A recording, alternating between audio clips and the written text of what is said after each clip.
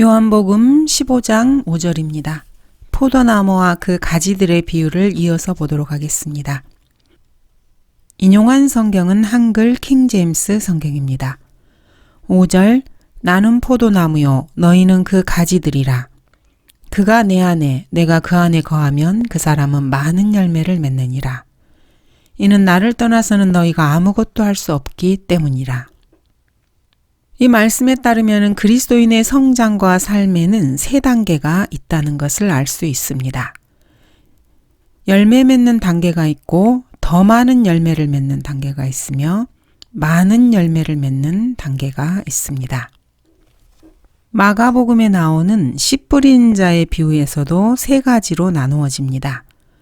또 어떤 씨는 좋은 땅에 떨어지니 자라고 번성하여 열매를 맺되 어떤 것은 30배로 어떤 것은 60배로 또 어떤 것은 100배로 맺었느니라고 하시더라. 열매를 맺는 정도가 다릅니다. 30배 열매를 맺는 사람들도 있고 60배 열매를 맺는 사람들도 있습니다. 100배로 열매를 맺는 사람도 있습니다. 이 구절은 사실 그리스도인이라면 누구나 마음속에 잘 간직해 두어야 할 말씀입니다. 계시록 12장 11절에서도 이 이기는 자들에 관하여 나옵니다. 그들이 어린 양의 피와 자기들이 증거한 말로 그를 이겼으니 그들은 죽기까지 자기들의 생명을 사랑하지 아니하였도다. 목숨을 내어놓고 주님을 사랑하는 사람들의 정도가 서로 다릅니다. 계시록 17장 14절입니다. 이들이 어린 양과 맞서 싸우겠으나 어린 양이 그들을 이기시리라. 이는 그가 만주의 주요 만왕의 왕이시며 그와 함께한 자들은 부르심을 받았고 택함을 받았으며 신실한 자들임이라고 하더라.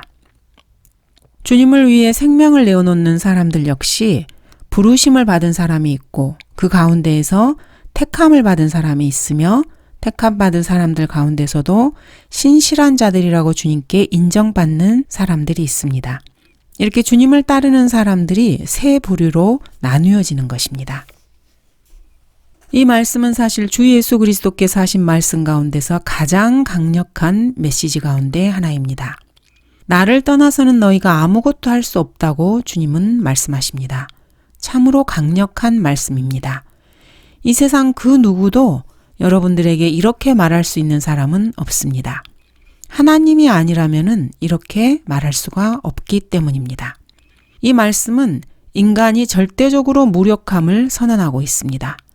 이보다 더 강력한 말씀은 있을 수 없습니다. 또한 이 말씀은 주 예수 그리스도와 온전히 한 몸을 이룬 그리스도인의 능력에 대해서도 절대적인 확신을 주고 있습니다. 영적 세계에서는 육신의 힘으로는 결코 싸울 수 없습니다. 육신에는 한계가 있기 때문입니다. 나를 떠나서는 너희가 아무것도 할 수 없기 때문이라. 그리스도인들이 주님에게서 떠나지 않으면 주님께 꼭 밀착하게 되면은 무엇이든지 다 할 수 있습니다. 그리스도인들은 자기 스스로의 무능력을 먼저 인식해야 합니다. 그럴 때에만 그리스도인으로서 능력을 발휘할 수 있는 첫 번째 출발선상에 서는 것입니다. 여러분은 그리스도인입니까? 그렇습니까? 그렇다면은 주님 안에 거하시기 바랍니다. 그러면 주님께서도 여러분 안에 거하실 것입니다. 그리고 여러분을 통해서 주님께서 일하시기 시작합니다. 그래야 아주 많은 열매를 맺을 수 있습니다. 주님께서 여러분 그리스도인 안에 거하시면은 주님께서는 여러분을 통해서 많은 사랑과 많은 기쁨과 많은 화평과 많은 오래 참음과 많은 친절을 나타내시고 또한 많은 선함과 믿음과 온유와 절제를 나타내십니다. 그렇게 해서 아름다운 그리스도의 향기가 여러분에게서 나오는 것입니다. 이것이 여러분 자신의 힘과 능력으로 가능하다고 생각해서는 안 됩니다. 여러분 자신의 힘과 능력이 끝났다고 여길 때 주님께서는 바로 그때 여러분을 통해서 이것을 드러내십니다. 반드시 기억해야 합니다. 포도나무의 가지는 스스로는 아무것도 할 수 없습니다. 열매를 내는 것은 포도나무 그 자체가 하는 일입니다. 가지는 그냥 그 열매를 달고 있을 뿐입니다. 그렇게 하려면 여러분들은 주님을 떠나서는 안 됩니다. 여러분과 주님 사이에 단 한 치의 간격이라도 생기면은 그 틈바구니에 반드시 마귀가 끼어들기 때문입니다. 6절 내 안에 거하지 아니하는 사람은 가지처럼 버려져 말라버리느니라.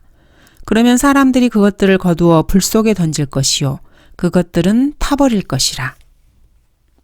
성경을 왜곡하는 사람들은 이 구절을 가지고 그리스도인들이 구원을 상실할 수 있다고 주장합니다. 그리스도인들이 주님께로부터 떨어져 나오면은 가지처럼 버려져서 지옥에 던져진다는 것입니다. 하지만 그것은 참으로 억지스러운 해석입니다. 이 구절 자체만 봐도 그것이 증명됩니다.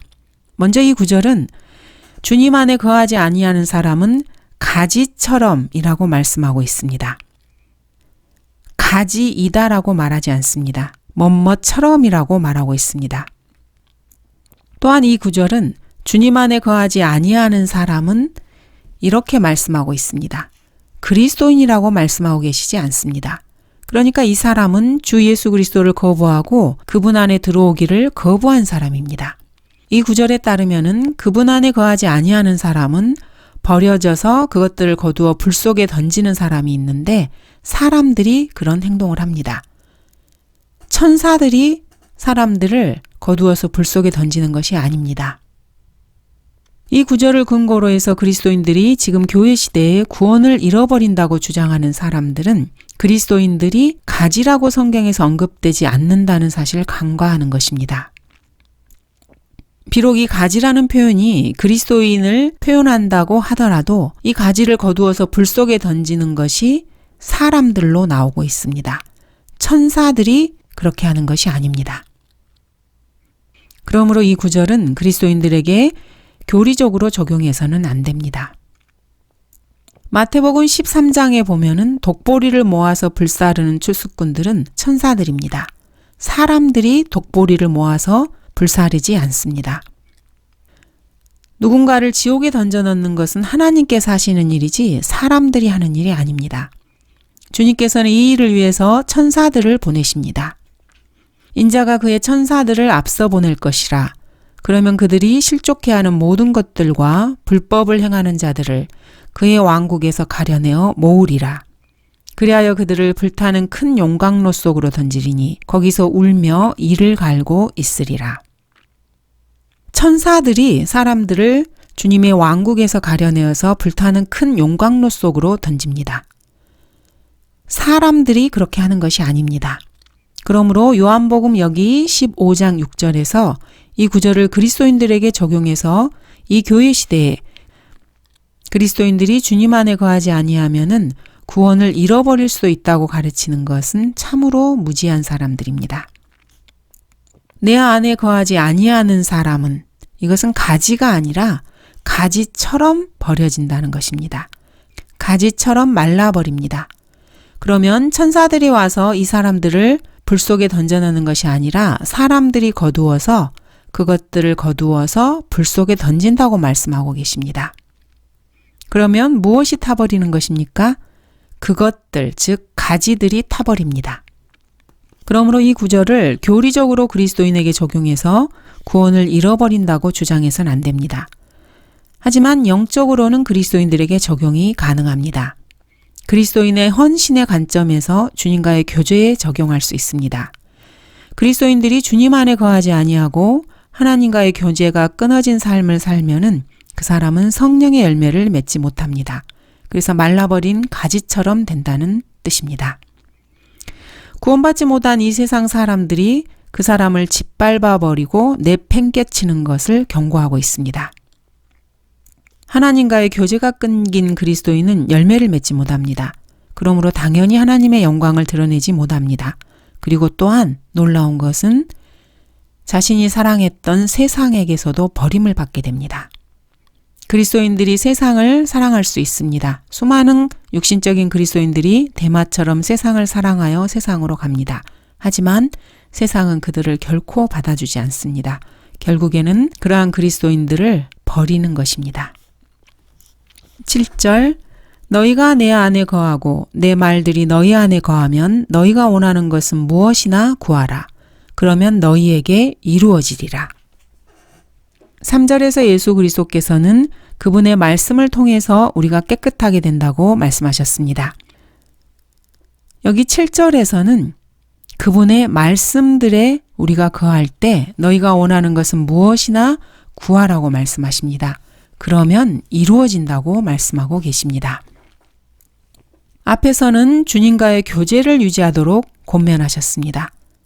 6절에서는 그렇게 하지 않으면 그 결과에 대해서 경고했습니다. 그리고 여기 7절에서는 주님과의 교제를 유지하면 너희가 원하는 것은 무엇이나 구하라. 그러면 너희에게 이루어지게 된다고 격려하고 계십니다. 하나님께 드리는 기도 응답에 대해서 주님께서는 조건을 제시하고 계십니다.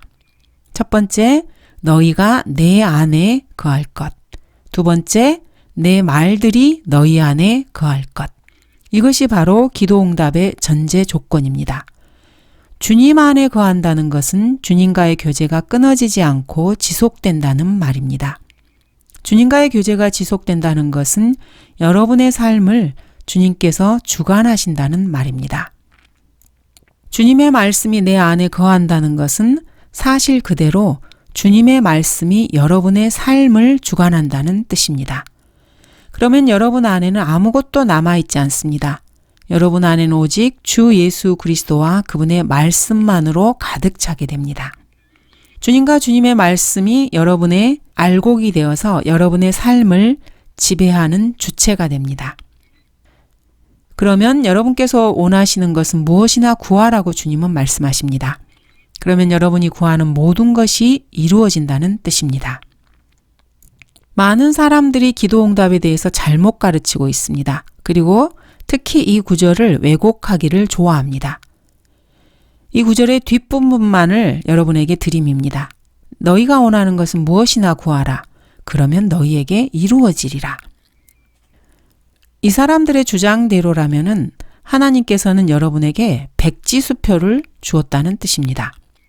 그래서 여러분들은 거기에 필요한 액수만 써넣으면 된다는 것입니다. 그런데도 사람들이 이 사실을 믿지 않기 때문에 믿음이 부족해서 기도응답을 받지 못한다고 주장합니다. 오늘날 은사주의자들은 이런 식으로 사람들을 호도하고 있습니다. 누구나 다 아는 사실입니다. 믿음이 부족하여라는 이런 변명을 내겁니다. 이런 은사주의 목사들이 믿음이 부족하여라는 그 말을 손에 들고 마치 면죄부인 양 만지작거리고 있습니다. 사람들은 너희가 원하는 것은 무엇이나 이 말에 귀를 쫑긋 세웁니다. 너희가 내 안에 거하고 내 말들이 너희 안에 거하면 주님의 말씀이 그 사람 안에 거하면은 그 사람이 어떻게 변할까? 여기에 대해서는 전혀 관심이 없습니다.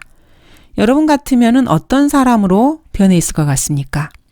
여러분은 분명히 하나님의 선하시고 기뻐하시고 온전하신 뜻이 무엇인지 입증하는 사람으로 변해 있을 것입니다. 그래서 여러분이 원하는 것은 무엇이나 구하면은 그분의 뜻대로 무엇이든지 구하게 되고 구하는 그것이 반드시 이루어질 것입니다. 여러분이 그리스도인이라면은 세상에 그 어떤 풍파와 어떤 고난이 있더라도 주 예수 그리스도와의 교제를 유지하시기 바랍니다. 그리고 그분의 말씀이 여러분 안에 들어와 거하게 하십시오. 그러면 여러분이 드리는 모든 기도가 육신의 정욕에서 나온 기도가 아니라 성령 안에서 드리는 기도가 될 것입니다.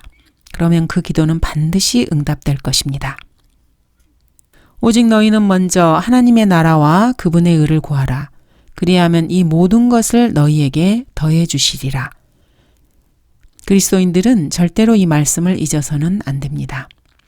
8절 너희가 많은 열매를 맺는 이 일로 내 아버지께서 영화롭게 되실 것이요 너희는 내 제자들이 되리라. 주 예수 그리스도께서는 항상 먼저 하나님의 영광을 최우선으로 두셨습니다. 그리스도인들 역시 마찬가지입니다. 그런데 주님께서는 우리가 많은 열매를 맺는 이 일로 아버지 하나님께 영광을 돌린다고 말씀하고 계십니다. 아버지 하나님을 영화롭게 한다고 말씀하십니다. 주님께서는 계속해서 우리에게 내 안에 거하라고 말씀하셨습니다. 내가 그 안에 거하면이라는 말씀을 강조하시면서 많은 열매를 맺도록 격려하셨던 것은 사실 아버지께서 영화롭게 되시도록 하는 것이 그 목적이었습니다.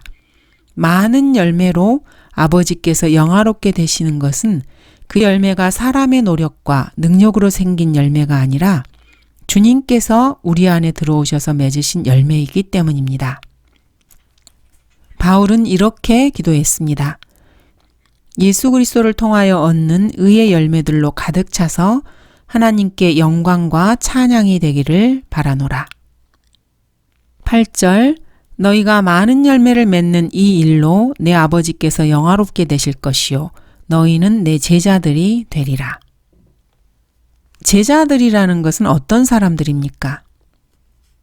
제자들은 구원받은 죄인들과는 어떻게 다를까요? 사람들은 그리스도인이라고 하면은 죄인이 아니라고 생각합니다. 그리고 죄인이라고 하면은 구원받지 못한 사람들만을 말한다고 오해합니다. 그러면서 요한복음 9장의 소경의 말을 인용합니다. 이제 우리가 아는 것은 하나님께서는 죄인들을 듣지 않으시나 누구든지 하나님을 경배하고 그분의 뜻을 행하면 하나님께서 그를 들으신다는 것이라. 이 말을 인용해서 그리스도인들이 죄인이 아니고 죄인은 구원받지 못한 사람들이라고 생각을 합니다. 하지만 바울에 따르면 모든 사람이 다 죄인입니다. 죄인에는 두 가지가 있습니다. 하나는 구원받지 못한 죄인들, 즉 잃어버린 죄인들이고 다른 하나는 구원받은 죄인들입니다.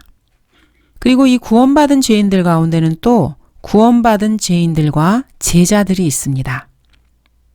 이 제자들이 안티옥에서 최초로 그리스도인이라고 불렸습니다. 그를 만나 안티옥으로 데리고 오니라. 그리하여 그들이 1년 내내 교회와 함께 있으면서 많은 무리를 가르치니 안티옥에서 제자들이 처음으로 그리스도인이라고 불리더라. 그리스도인들이 처음으로 그리스도인이라고 불린 곳이 바로 안티옥입니다. 보통은 주 예수 그리스도를 믿는 모든 사람들을 그리스도인이라고 부릅니다. 실질적으로는 그렇게 불러도 별 문제는 없습니다. 그렇지만 구원받은 죄인과 그리스도인을 서로 이렇게 비교해서 말할 경우에는 그리스도인이라는 말은 사실은 제자를 의미합니다. 단순하게 구원받은 사람을 그리스도인이라고 하지 않습니다. 구원받고 나서 예수님을 따르는 제자를 그리스도인이라고 말하는 것입니다. 안티옥에서도 제자들이 처음으로 그리스도인이라고 불렸다고 기록하고 있습니다. 베드로는 주님께서 예언하신 대로 닭이 울기 전에 주님을 3번이나 부인했습니다. 그래서 원래는 제자의 신분이었지만은 주님을 부인하는 바람에 제자에서 제외되었습니다. 그리고 너희는 가서 주의 제자들과 베드로에게 주께서 너희보다 먼저 갈릴리로 가시리니 이렇게 기록하고 있습니다. 베드로를 제자들과 따로 떼어서 말하고 있습니다. 베드로는 자신의 제자된 신분을 잃어버린 것입니다. 그야말로 가지처럼 버려져 불 속에 던져진 것입니다.